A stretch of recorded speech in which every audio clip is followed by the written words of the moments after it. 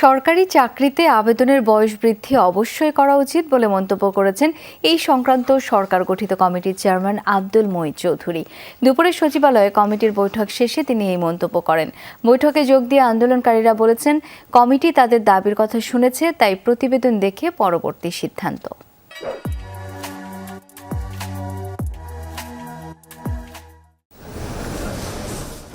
সকালে সচিবালয়ে মিটিং করতে আসে সরকারি চাকরিতে আবেদনের বয়সসীমা বৃদ্ধির দাবিতে আন্দোলনকারীরা।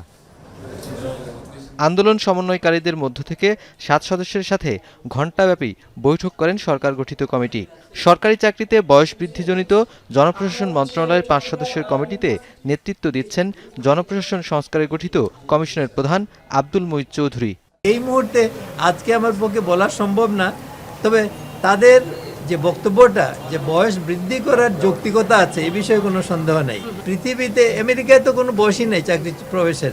অন্যান্য জায়গায় পার্শ্ববর্তী দেশগুলোতে অন্যান্য দেশে বয়স এমনিতেই বেশি আছে, বিভিন্ন সময় হয়েছে।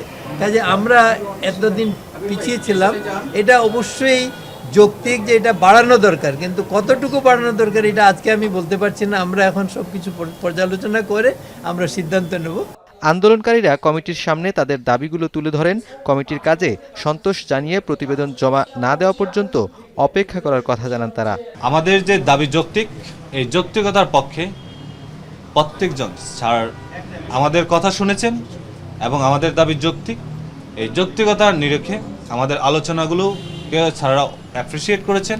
আমরা স্যারকে দাবি জানিয়েছি, স্যার এমন একটি সুন্দরভাবে সমাধানের পথ বেছে নেবেন যাতে আন্দোলন মাঠে থেকে না যায়। 7 কার্য দিবস মধ্যে যে প্রতিবেদনটা আসবে, প্রতিবেদন অনুযায়ী আমাদের অবস্থান আমরা জানাব।